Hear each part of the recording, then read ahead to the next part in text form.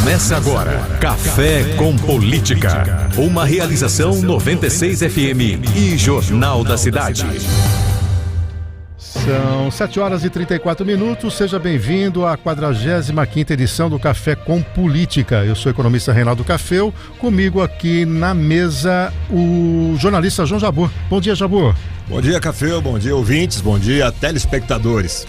O consultor Kleber Santos, bom dia, Kleber. Bom dia, Cafeu, bom dia a cada um dos nossos ouvintes que nos honram com a sua audiência nessa manhã. Também o jornalista Ricardo Bizarra. Bom dia a todos. E hoje a nossa convidada é a prefeita de Bauru, Suelen Rosim, bem-vinda, estreando no Café com Política. Pois é, estreando, fazia tempo que eu não recebi um convite de vocês, aliás é a primeira vez que eu venho, né? Acho que no Café com Política, sim. Café com Política, honrada pelo convite, um prazer estar aqui, um bom dia a todo mundo que está acompanhando a rádio. Devidamente assessorada pela Lúcia Rosim, né? Tá sempre, ali, o braço direito tá aí. Sempre ali. Nas últimas vezes tem vindo com o paizão, né? Exato, Tava dormindo, dona Lúcia? Ficou dormindo, sem mais... Cuidando dos netos, né? Cuidando dos netos, é verdade. Ajudando a cuidar dos netos. Bom, hoje vai ser diferente, porque normalmente a prefeita vem aqui, a gente fala das demandas locais, então hoje o assunto que é política e nós temos aí muitas movimentações. Kleber, em nível nacional, né, nós temos aí o início de governo. Eu tenho feito uma leitura mais crítica da atuação, principalmente do pronunciamento do Lula, dá a impressão que ele está plantando alguns temas um pouco mais polêmicos e aí tira um pouco o foco sobre as primeiras medidas, né? E essa questão da autonomia do Banco Central tomou força, né? E hoje nós falamos aqui quase 80% do nosso noticiário em cima disso, e os outros temas vão ficando em plano secundário. É uma estratégia de comunicação? Muitas vezes sim, porque principalmente começo de governo, tem muita coisa aí para acertar, para definir como vai implantar, como vai fazer.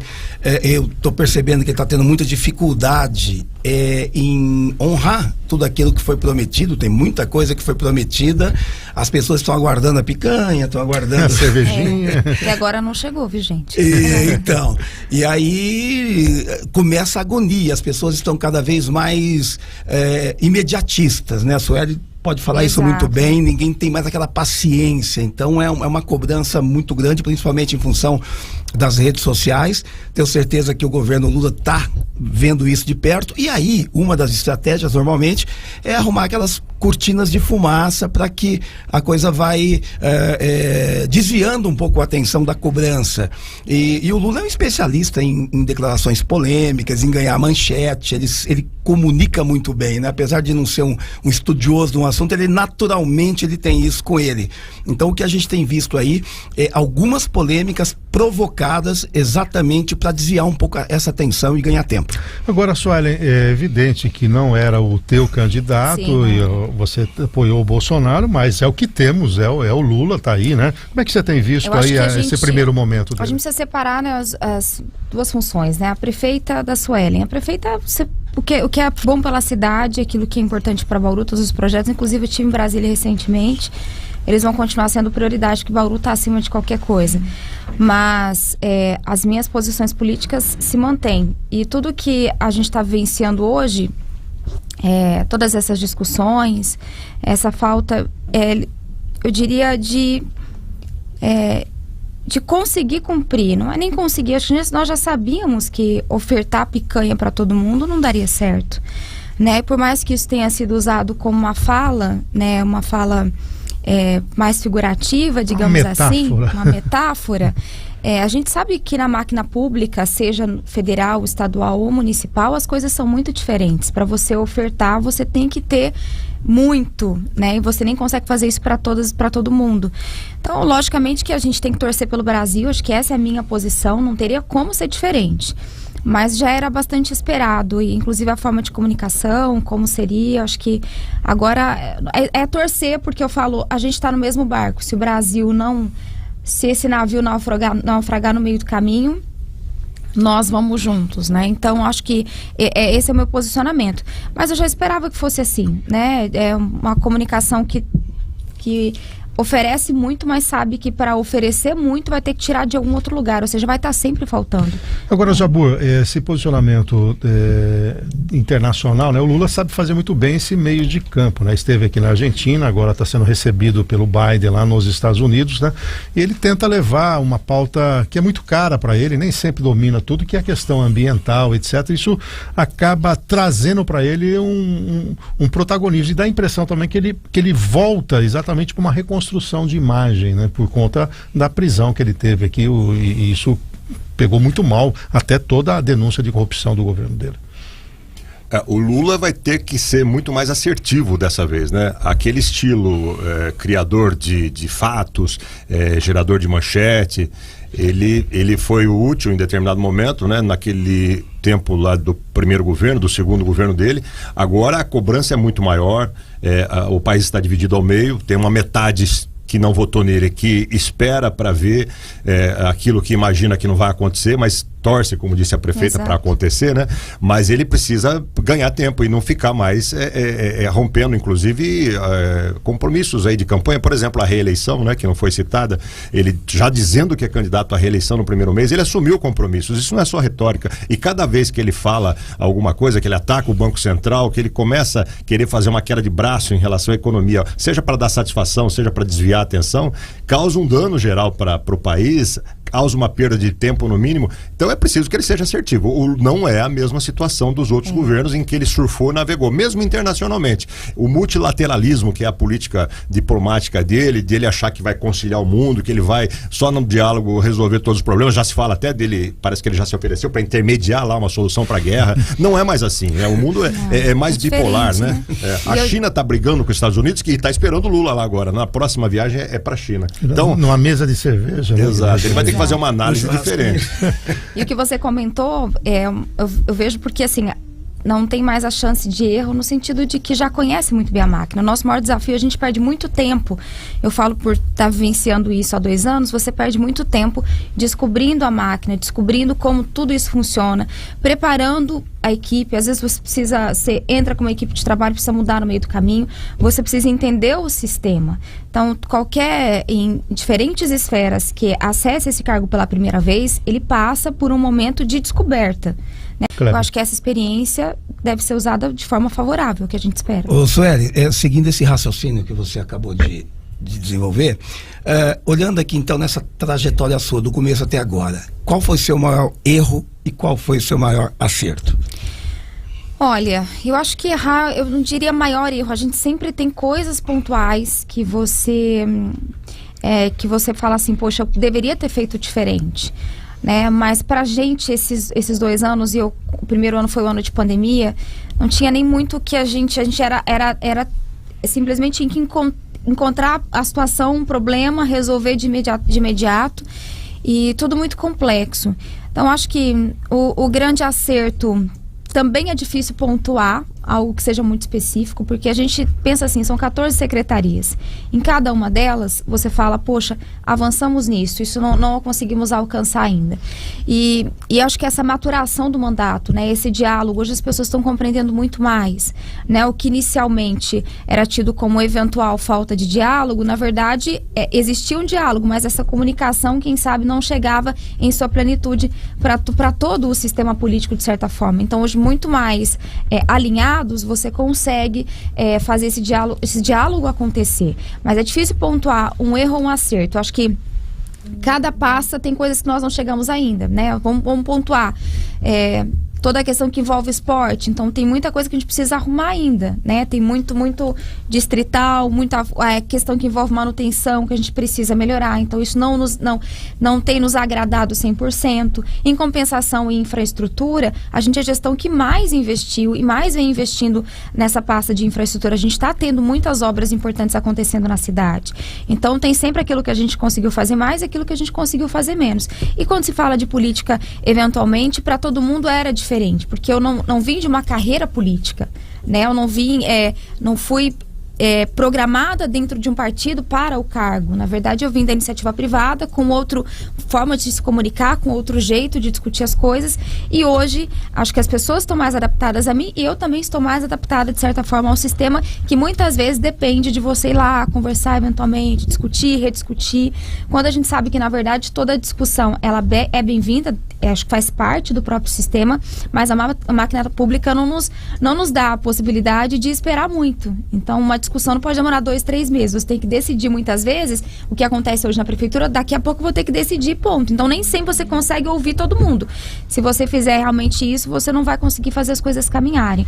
Acho que essa questão de comunicação mais voltada para o nicho político, acho que tudo isso a gente conseguiu construir melhor ao longo dos últimos meses. Bom, o Paulo mandou aqui uma foto com a Sueli. Bom dia a todos da rádio, em especial para a prefeita. Esse dia fiquei sem palavras perto dela. O Paulo José obrigada.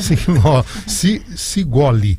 O Sueli, antes da gente fazer um recorte em nível local, é óbvio que tem aí a questão envolvendo o governo do estado, né? Você tinha aí uma possibilidade de entrar no Republicano, né? Estamos recebendo aqui o café do restaurante Metropólio. A Laís hoje que está trazendo aqui. Agora chegou o café, a política já está.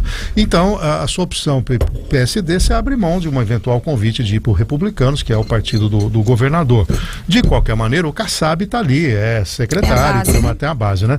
Como é que é essa estratégia? Como é que você está vendo esses primeiros dias aí do Tarcísio em nível estadual, né? Você tem percebido, ele esteve em Marília ontem, né? Foi imprudente. Tem alguma agenda também para Bauru? Como é que você vê? Tem uma previsão de vinda para Bauru, justamente para eu não sei se ele esteve em Marília ontem, acho que ele teve uma foto com o Daniel Afonso. Eu acho que foi em São Paulo, basicamente, porque ontem nós estávamos em São Paulo também, exato.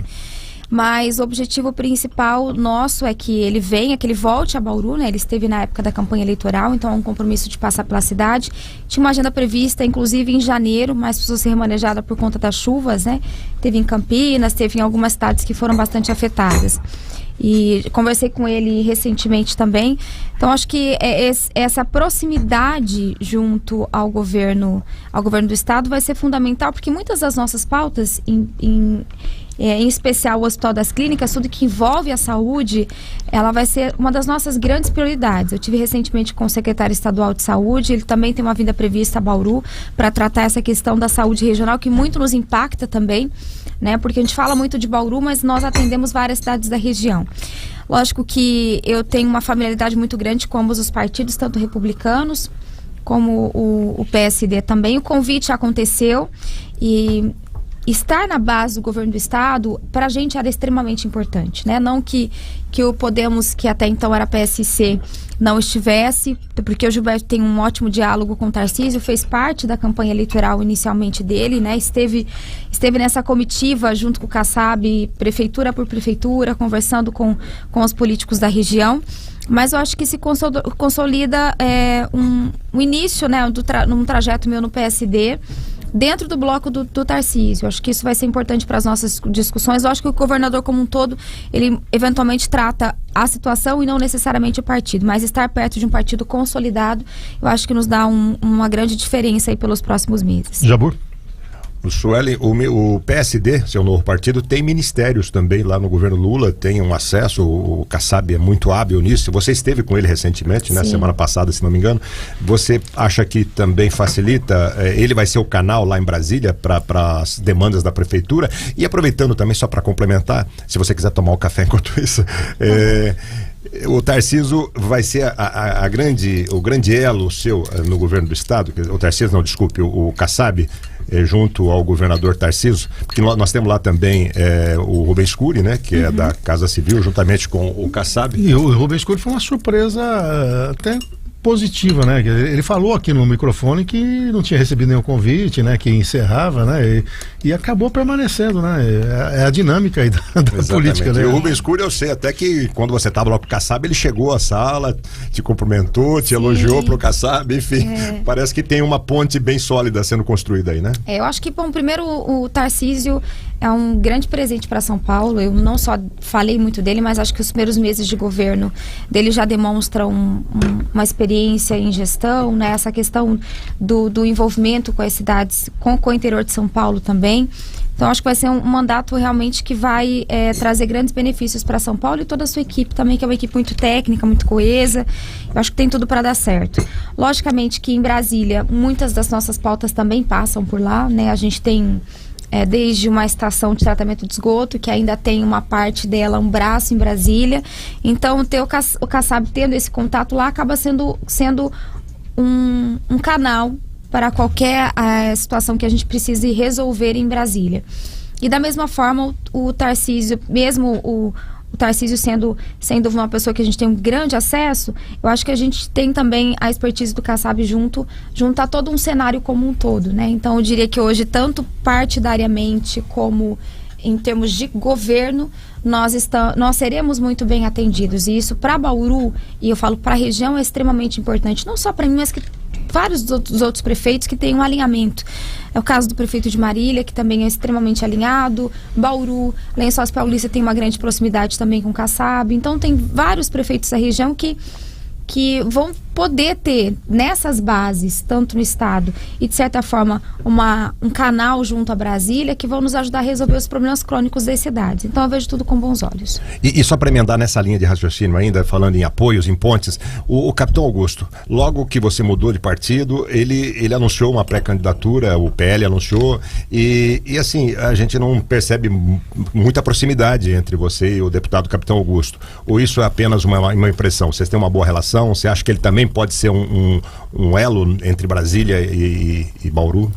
Sem dúvida. Eu acho que a gente tem que tratar as questões politicamente, né? Hoje ele é deputado federal, ele e a Dani Alonso, nós temos uma relação de contato.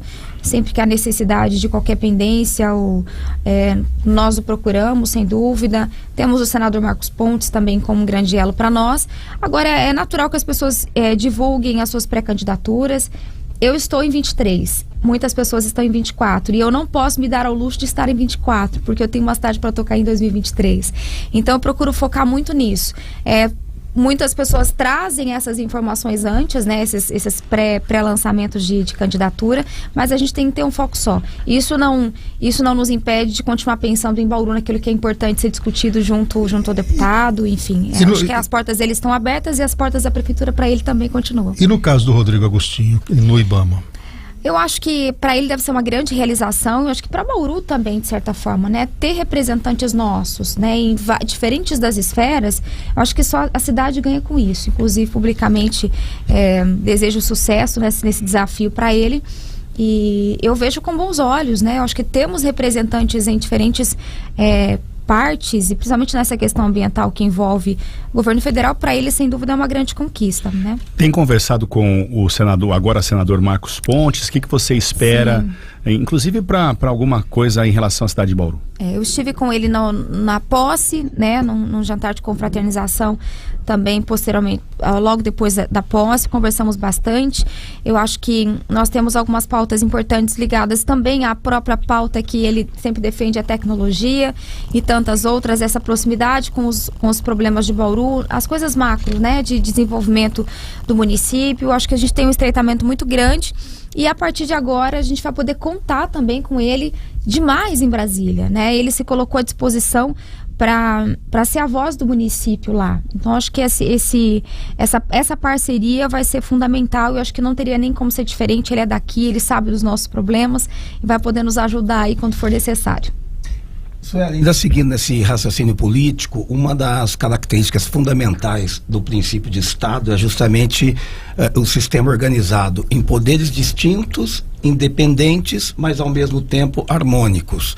No nosso país, onde temos um regime semi-parlamentarista, vamos dizer assim, em que tudo passa pelo legislativo, é muito saudável quando esses dois poderes vivem de maneira harmoniosa. Sim. No caso de Bauru, o atual presidente do da Câmara é também o atual presidente do novo partido que você entrou agora. Minha pergunta é, ele se mantém lá como presidente do partido, que agora você é uma figura muito importante do partido agora, ou você gostaria de propor mudanças nesse comando do PSD em Bauru? Lembrando que houve já uma costura semana mantendo o Júnior como representante do partido. É porque assim, toda a discussão que foi feita a partir do convite para a vinda do PSD era de conhecimento do presidente desde o início, só nós não estávamos juntos no dia da filiação por uma série de questões que envolviam agendas também, mas a ideia sempre foi e sempre vai ser compor, né? Eu acho que a gente está para trabalhar de certa forma, de forma partidária, em comum acordo juntos. Então isso já foi combinado, não teria nem como ser diferente. Então entre nós isso está bastante pacificado, resolvido e bastante discutido previamente até o meu aceite ao partido necessariamente. E no seu núcleo familiar, como é que estão as filiações? Do seu pai, da tua mãe, como é que fica isso? Meu pai se filiou, né, ao PSD e também meu cunhado também. Mas minha mãe ainda está afiliada ao PSC, até porque tem uma ótima relação com o Gilberto Nascimento, né, enquanto deputado federal.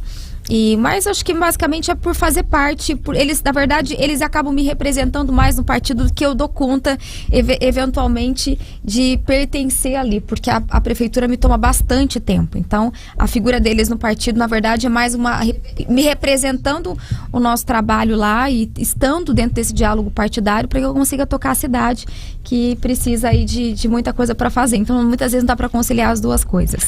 Bom, são 7h55, nós vamos fazer um rápido intervalo comercial. Na sequência, a gente vai dar um foco aqui na cidade de Bauru. E aí, a prefeita vai participar da reeleição? Nós estamos aí com vários pré-candidatos sendo anunciados. O Jabur já se antecipou ali com o capitão Augusto, mas temos outros nomes. O doutor Raul aí tentando fazer 45 dias, me lembrou 50 anos em 5 do Juscelino Kubitschek, 45 anos em 45 dias. Mas vamos falar da política local logo depois do intervalo comercial. E aqui, como é Café com Política, temos o café, né? Metropolitan Restaurante patrocinando o café. O sinal dele tá bom, né, Kleber? Gostou do café? O microfone dele tá fechado, deixa eu dar o testemunho do café. O meu testemunhal aqui, quantos segundos? Vai lá, toma o seu café então aí. Vou tomar. Aí. Já acabou o café, mais ele tá tomando. Acabou o café. É cenográfico. Isso aí, muito obrigado aí ao Gustavo Mazieiro pela parceria.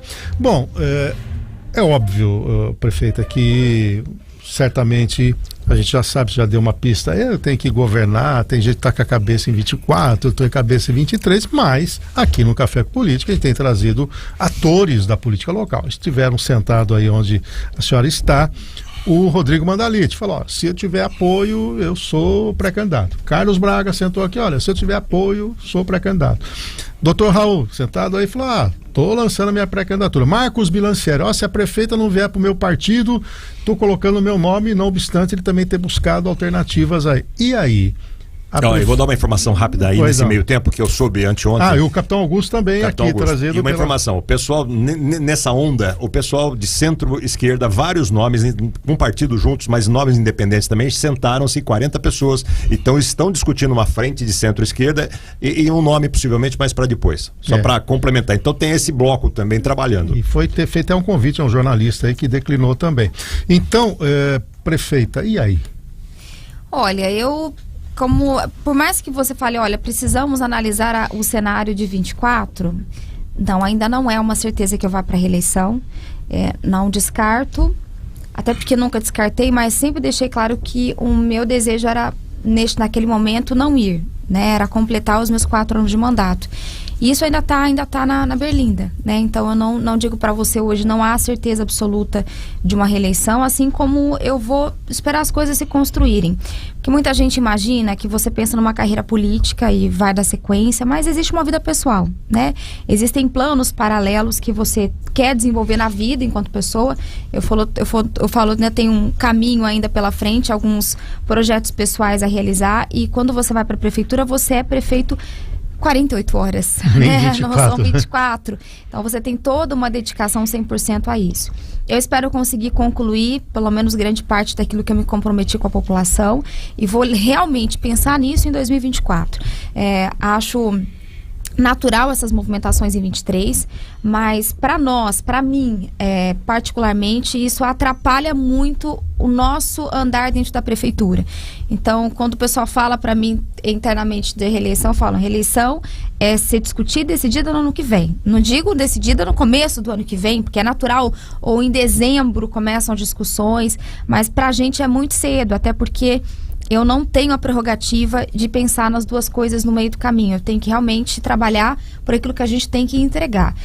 Eu gosto e preciso saber da prefeitura como um todo. Então, isso demanda muito tempo de mim, né? Eu tenho um perfil de... O meu perfil de trabalho é, desde o que aconteceu agora, chegou, sei lá, um problema num bairro X, eu quero saber como que tá. Então não vou dizer centralizadora, mas eu gosto de entender da prefeitura cada canto dela. Então não vou conseguir saber, tem muita coisa que passa pelas minhas mãos, que é muito grande, mas imagina eu ter que tocar os problemas, cumprir o que a gente tinha que cumprir, um dos nossos compromissos, eu ainda ter que ficar pensando na formação partidária é bastante desgastante. Então eu vou deixar isso para mais no final do ano, decidir se vou, se não vou, e aí a gente passa de fato a construir, porque a política aquilo que me fez chegar até aqui foi muito válido e muito importante, mas aqui para frente você precisa de fato ter um grupo de pessoas que vão trabalhar em prol pelo mesmo projeto. Então, se unir a outras pessoas vai ser extremamente necessário se a gente quiser avançar no nosso projeto para Bauru. Jurandir Posca mandou um abraço para você. Um abraço para o Jurandir também. E disse que talvez vai ser candidato a vereador. Exato, é verdade. Ô, Kleber, bom nome, viu? Ô, Kleber, você sempre coloca que 2 anos antes, agora seria o momento. Mas no caso de uma prefeita com mandato, a exposição já é natural. Essa vamos dizer, pré-campanha que ela não quer fazer, não quer admitir corretamente, não porque fica ali uma pressão muito grande, ela já é meio natural, porque ela ocupa muito bem o espaço nas redes sociais. Tem as entregas sendo feitas, tem a máquina na mão, quer dizer, quem tem que correr atrás são os adversários. Exato, quem está no cargo leva realmente uma grande vantagem, porque tem esse contato permanente com a população, ao mesmo tempo tem muitas entregas, tem uma exposição na mídia, isso tudo favorece muito quem está no cargo. E o final e uma eleição para quem está no cargo, na verdade, é um julgamento, né? Eu julgo, ela fez o que eu imaginava, que eu sentia, que eu queria, exato, ou não fez, então isso acontece. Agora, uma coisa importante, quando a Sueli fala da comunicação e de estar junto, realmente hoje o que se pratica é a campanha permanente, porque por causa das redes sociais não tem mais como, né? E sem contar que o voto é algo emocional, não tem nada de racional. Agora, historicamente, 60%, em torno de 60% dos prefeitos que estão no cargo conseguem vão para mais um mandato. 40% de cada 10 prefeitos, 4 normalmente são trocados, isso historicamente. Em 2016 foi pior, foi o contrário, a maioria perdeu e a minoria ganhou, foi um ano muito difícil. E muitas vezes o que a gente vê é que o prefeito é bom gestor. Aliás, estou até escrevendo um livro, quero contar para vocês. Boa gestão não ganha eleição. Boa gestão não ganha eleição. Boa gestão não ganha... Vai concorrer com dela de 1%? Não concorro, não, porque dá uma história de vida bacana. Parabéns pelo livro, viu? Obrigada. Então... Como é que é? De 1%? De 1% a vitória. A vitória, é verdade. Então, boa gestão não ganha eleição. Aí me pergunta, porque tem que ser Não, depois eu explico. Compra o livro, depois você vai ver por quê. Certíssimo, viu? Eu vou ficar curiosa, eu quero o meu já. Né? Então, que vai muito além do que você fazer. Então, muitos daqueles que acabam perdendo injustamente, eu acho, muitos perdem injustamente, exatamente porque não houve a percepção por parte das pessoas daquilo que ele estava fazendo. É o desafio do setor privado, que às vezes você tem um produto ou um serviço muito bom, se o consumidor não consegue enxergar valor naquilo, ele não quer pagar. Eu sou representante da Fundação Dom Cabral e ela entrega um valor muito alto, mas até o empresário, o empreendedor entender que essa entrega, ele não consegue atribuir valor para isso. É um pouco por aí, né? Não obstante, a comparação minha tem sido com o produto, mas no sentido do veículo de comunicação e da percepção da população, né? Exatamente, Café, porque o ser humano é o mesmo. né? Não tem B2B, empresa para empresa, tem H para H, eu costumo dizer, é humano para humano. Não existe CNPJ, existe uma pessoa. Exato. Agora, Suelen, 4 anos para uma gestão pública é muito pouco tempo. Muito pouco tempo. Tem que esses dias alguém questionou, muitas das coisas que estão acontecendo na cidade é porque você está projetando uma reeleição. Eu falo, é porque a máquina só me permite nesse tempo mesmo. Porque você tem um primeiro ano de Vamos pegar o caso da estação de pandemia. tratamento de esgoto, quer dizer, teve que romper o contrato, teve que fazer uma nova modelagem, já está indo para o segundo ano e... Exato, não então saiu. assim, a gente teve que chegar em 21, descobrir o que de fato tinha acontecido historicamente, porque uma coisa é o que dizem, outra é o que de fato é. Então você tem que analisar pontualmente tudo que envolve a estação, interromper um contrato que não é um simples contrato, um contrato milionário que se arrastava há quase 6 anos. Então, assim, é tudo muito complexo. Aí depois você vai falar, vamos optar pela concessão. Até pra gente optar pela concessão, a gente teve que analisar o que era de fato mais viável. É viável fazer a concessão, aí você começa uma modelagem, aí tem que enviar esse projeto de lei para a Câmara para que haja aprovação ainda do Legislativo. Depois lança o edital até que a empresa ganhadora retome as obras e entregue. Então, para a máquina pública, eu ainda diria que a gente já está mais rápido do que a máquina permitiria ser. Então, muita coisa sai em 23, porque a gente realmente pegou uma prefeitura totalmente desestruturada. 0 projetos, não tinha... Desde uma organização básica, era tudo mais complexo. Então, para a gente viver em 23, não é que programou para 23, é porque a máquina permitiu que em 23 a gente conseguisse executar. E vai ficar muita coisa para 2024. Então, não é que vai ser um ano eleitoral, é que a máquina realmente ela vai te jogando mês a mês. É um ano que nós temos muito feriado. Então, todas as coisas unidas, aí diferente de 2021, todos os eventos que a gente não tinha, agora, graças a Deus, tem. Então, isso preenche a agenda do município como um todo. Então, é muito complexo. A gente já está em fevereiro, né? Ontem a gente estava discutindo o Natal, então tem muita coisa, um recesso que a gente vive na máquina pública, fechamento de contas. Então, tudo isso impacta bastante. Fora os pontos facultativos, né? Fora os pontos facultativos. Que eu acho, inclusive, assim, pelo trabalho que existe dentro do serviço público, eu até entendo necessário, às vezes, para recarregar a turma, para ter o gás. Mas às vezes dá uma emendada um pouco exagerada aí. Vamos lá, meu caro Jabor. Suelen, para a gente entender um pouquinho o perfil mais político, né? Nós estamos no Café com Política e a discussão é a política na perspectiva dos próximos 2 anos. Quem é o articulador da Suelen, ou quem são os articuladores, desde lá a eleição até agora, e agora na perspectiva da eleição, que vai ser complexa, já tem vários pré-candidatos, caso você seja candidata, mesmo que não seja, certamente vai atuar de alguma forma. Vai apoiar alguém. Vai apoiar alguém, vai lançar alguém, enfim, a gente percebe assim, isso é uma impressão minha só de longe, que o seu pai, que tem experiência política, ele tem uma boa ascensão nesse aspecto. Tem a sua mãe, que conhece de política também, até foi uma surpresa, né? A gente conheceu você um pouco antes, a sua mãe depois, mas uma surpresa, já foi até candidata. Quem é o grupo político da Suelen? E como é que você vê isso? Agora você está num partido que tem um presidente articulador, que é o Júnior, né? Mas acho que é muito cedo ainda, vocês não devem nem ter conversado a estratégia eleitoral. Tem o Kassab também. Tem o Kassab, que é um gênio de articulação política. Sim. Como é isso? Olha, eu acho que assim, até é importante falar muito sobre isso, que as pessoas muitas vezes comentam, né? Quem faz parte do grupo, quem que impulsionou, quem que empurrou a Suelen para a eleição. Tem o Rafael também, que é o Fazer Justiça, que é uma pessoa que tem uma experiência política bacana, esse é o chefe de gabinete, é uma pessoa, acho que da sua confiança, obviamente, né? Exato. Então, assim, na verdade, não... Principalmente essa coisa que envolve família. É que eu sou uma pessoa solteira, eu tenho uma família que onde eu vou eles caminham comigo. Hoje meu pai representa, como eu disse, hoje ele que me representa partidariamente. Então é natural que eu precise uma pessoa, vamos dizer, da minha extrema confiança, né? Meu pai, né? Quem me criou. Minha mãe da mesma forma. Então, ter a família próxima não significa que seja um projeto político da família Rosim. Nunca foi. Até porque, na verdade, a única candidata até então sempre fui eu. E minha mãe, lógico, eu falo que é de forma natural. Ela tem esse jeito político natural e as coisas aconteceram para ela bem depois. Então, acho que essa é a ligação nossa. O fato da presença familiar no sentido de participação, né? Então, onde eu vou, ela tá. Meu pai me representa dentro do partido por conta do tempo que eu tenho enquanto prefeitura. Mas hoje eu diria que o grupo político basicamente é aqueles que nos cercam, né? Que trabalham com a gente hoje. Então existem aqueles que são mais técnicos, mas a gente tem pessoas que trabalham conosco que têm um cunho mais político. Chefia de gabinete acaba se incluindo muito nisso, né? Partidariamente, meu pai acaba liderando a questão do partido sempre, né? Nas minhas decisões. Mas muitas das coisas acontecem porque eu basicamente flui daqui mesmo, da minha cabeça. Então não tem alguém que vai articular posteriormente ou atrás.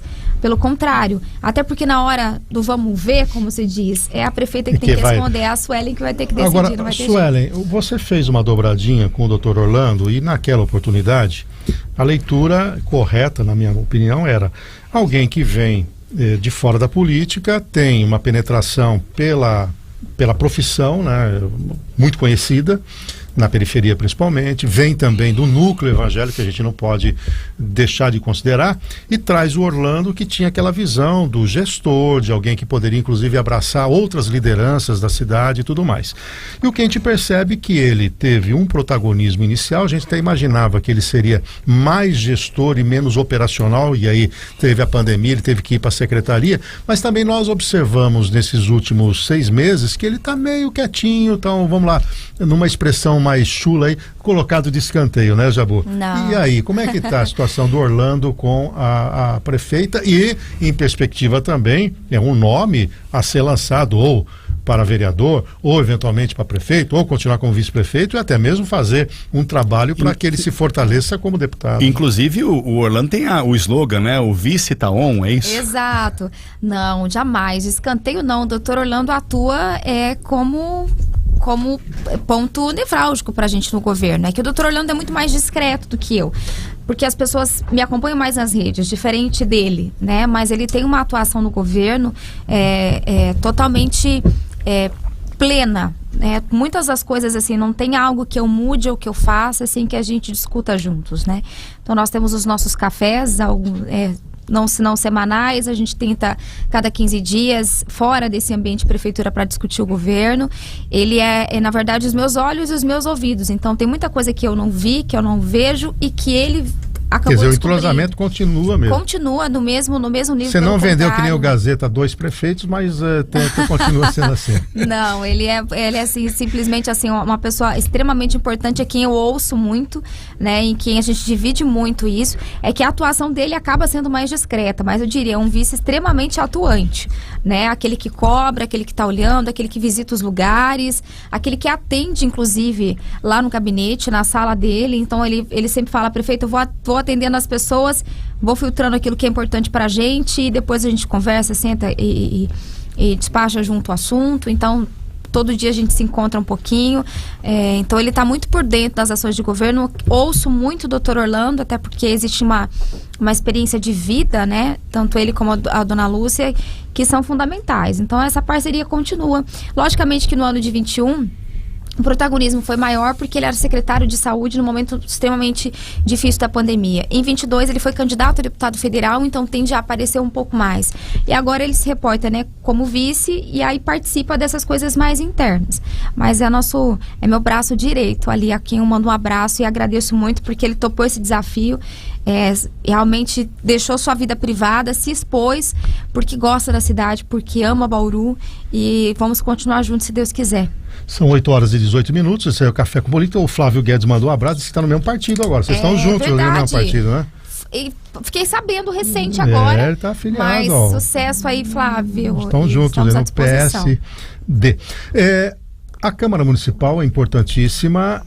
Como é que você está vendo ter que dividir um pouco as decisões operacionais do orçamento a partir da emenda impositiva que vai ser já colocada em prática com R$800 mil por vereador por ano, sendo metade para a saúde e o restante de livre nomeação? Como é que a prefeita recebe, vamos dizer, não digo uma interferência, mas uma imposição, né, Jabur, da vinda do Legislativo para um orçamento que naturalmente sempre foi muito do Executivo, não obstante ser uma prática em nível federal e estadual? Olha, eu não criei problema, não vejo problema, a gente está para cumprir aquilo que foi aprovado. E indiretamente, de certa forma, isso não é que acontece, mas eventualmente existem inúmeras sugestões, inúmeros requerimentos que a gente recebe na prefeitura de pedidos dos vereadores. O que vai consolidar agora é estabelecer um orçamento para cumprimento, né? Então tem muitas demandas, inclusive de regiões, que ultrapassariam 4 a 5 vezes o valor que vai basicamente ser imposto. Mas eu não vejo com bons olhos, a gente vai ter que se adaptar com maus olhos, né? Eu vejo de forma natural. Agora, na verdade, vai acabar segmentando. Então, essas demandas, requerimentos que nós já recebemos, esses pedidos agora ficam concentrados numa porque ela é impositiva, né? Você não vai ter como fugir, vai ter que fazer. Não tem como fugir. Então, dentro das demandas que forem enviadas, elas podem ser enviadas de forma impositiva. E a gente vai cumprir, porque, na verdade, a gente já atende grandemente dessa, a gente já atende muitas das demandas. A diferença é que isso dilui dentro do orçamento, até porque eu falo sempre, a demanda do vereador é a demanda do povo, e a gente está para atender. Então eu não vejo isso como um problema, não.